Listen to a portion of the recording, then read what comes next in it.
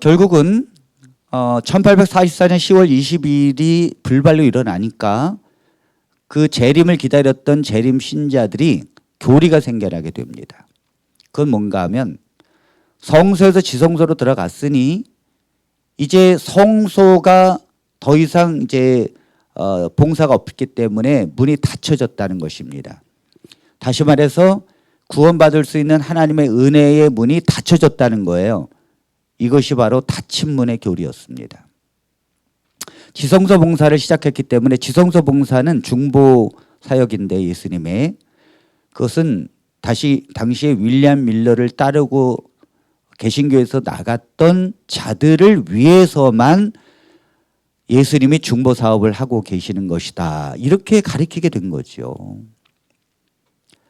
그리고 저 개신교인들에게는 구원의 문이 닫혀졌다는 것입니다.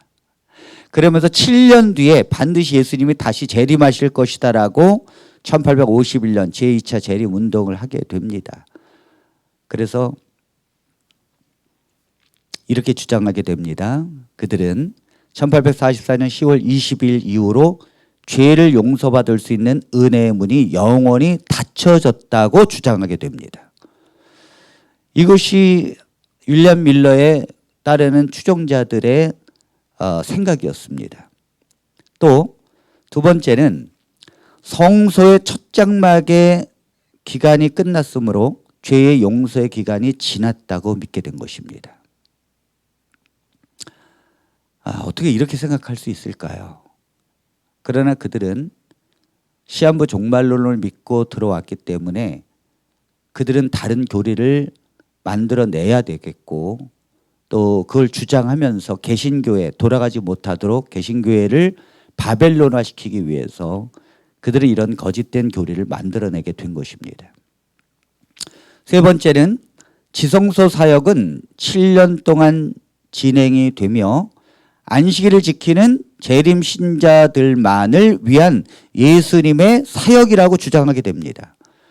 그러니까 제7일 침례교도한테 조셉 베이츠가 안식일을 배웁니다. 그리고 나서 조셉 베이츠는 그걸 주장하기 시작하죠. 결국은 이것이 재림 신자들에게 다 퍼져서 결국은 안식일을 지키는 사람들만 하나님의 인을 받고 예수님은 지성소에 들어가셔서 그들만 중보 사업을 시작하시고 저 개신교인들에게는 이제 구원의 문이 끝났다는 거예요. 이렇게 가리키니까 개신교로 돌아갈 수가 없는 것이죠. 자, 네 번째, 지성소 7년 사역이 끝나는 1851년 10월에 주님은 재림하실 것이라 굳게 믿고 있었습니다. 안식일에 하나님의 인의 교리와 그러니까 안식일이 하나님의 인이라는 거예요. 그러니까 개신교인들은 주일을 지키고 있으니까 그들은 아니고 조셉 베이츠가 1844년 10월 20일 이후로 불발로 된 이후로 제7일 침례교도한테 안식을 지켜야 된다고 배우고 나서 그것을 사람들에게 가르쳤고 그것이 하나님의 인이라고 가르친 것입니다. 그 하나님의 인 안식일을 지키는 사람들만 구원받는다는 거예요. 그것이 이미 그때의 안식일 교회가 주장하기 시작한 것입니다. 물론 안식일 교회는 아니죠. 이런 사람들이 안식일 교회를 나중에 1863년에 이루게 됩니다. 자, 그래서 안식일의 하나님의 인의 교리와 닫힌 문의 교리. 닫힌 문이 뭐라 그랬죠? 지성소로 들어갔으니까 성소에서 지성소로 가는 문이 이제 닫혔다는 거예요. 그렇기 때문에 은혜의 기간이 끝났다는 거죠. 이제 저 개신교인들이 이 종말론을 따라서 온 이 무리 안에 들어와야 되는데 더 이상 그들이 들어올 문이 닫혔다는 것입니다. 그리고 안식일을 지키고 있는 윌리엄 밀러 추종자들만 구원을 받는다는 것이 닫힌 문의 교리예요. 이것이 정확한 그 당시의 사람들이 외쳤던 닫힌 문의 교리입니다. 그래서 이것을 받아들이지 않는 개신교를 향하여 바벨론이라고 비난하게 된 것입니다. 여러분, 누가 봐도 이것은 지금 재림교회 성도들은 참 말도 안 되는 거다라고 스스로 생각이 들 것입니다. 어떻게 그 7년 동안 44년부터 51년까지 7년 동안 안식일을 지키는 밀러 추종자들만 하나님의 인을 받고 또 구원을 받을 수 있는 은혜의 문이 닫혀졌다. 이건 지금 아마 인정하지 않을 거예요. 근데 이걸 인정하지 않는 개신교를 향하여 그 당시의 사람들이 바벨론이라고 비난을 하기 시작한 거예요. 당연히 개신교에 있는 사람들은 그런 교리가 성경적이지 않다. 그건 이단의 교리다. 어떻게 그런 걸 만들어낼 수 있느냐 하면서 이야기했죠. 그걸 비방을 받으니까 개신교를 바벨론이라고 이야기하고 그들에겐 구원이 없다라고 이야기하면서 계속해서 이제 격길로 나가게 되는 것입니다. 자, 제2차 재림운동을 하던 당시 지도자들의 영적 수준이 어느 정도였는가. 이 제2차 재림운동을 하던 7년 동안 재림운동을 2차적으로 하던 지도자들의 영적 수준이 어느 정도였는가. 첫 번째는 당시 엘렌 G 화이트는 17세, 그의 남편 제임스 화이트는 23세였을 때 윌리엄 밀러가 종말론을 외친 거예요. 그러니까 1844년에 재림한다 그 당시에 엘렌 G 화이트는 17세, 그의 남편, 나중에 이제 남편이 되죠. 제임스 화이트는 23세. 그러니까 아주 청년, 젊은 나이에 그들은 따라서 온 것입니다. 네. 우리가 얼마 전에 청년들이 이태원에서 할로윈데이 한다고 그냥 친구 따라 갔다가 그게 뭔 할로윈데이가 뭔지 모르고 그냥 놀러 갔다가 죽은 사람들이 얼마나 많습니까? 그러니까 청년들이 뭘 알고 갔겠어요? 성경을.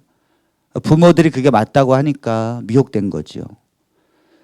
그들은 이런 어린 나이에 윌리엄 밀러를 추종하게 된 것입니다. 그리고는 지도자 역할을 하는 거예요. 그들은 성경의 원어, 히브리어나 헬라어 같은 거에 대한 지식이 전혀 없었습니다. 전혀 없었어요. 읽을 줄도 몰랐고 무슨 뜻인지도 몰랐고 서부 영화에 보면 말 타고 이렇게 가는 그 시대에 헬라어 히브리어를 어떻게 알겠습니까? 더군다나 평신도들인데 청년들인데. 근데 그들이 이런 교리들을 만들어내는 것입니다. 제2차 재림운동 지도자 중 어느 누구도 신학적 교습을 받지 못했습니다. 신학을 배우지 못했어요. 이런 상태에서 성경을, 그러니까 제가 그랬잖아요. 모든 이단의 교주들은 중학교 2학년을 넘지 못했다고. 그러니까 배움이 없었기 때문에 또 배움이 없으니까 합리적이지 못했죠. 성경을 자기가 그냥 보는 대로 해석을 하는 거예요.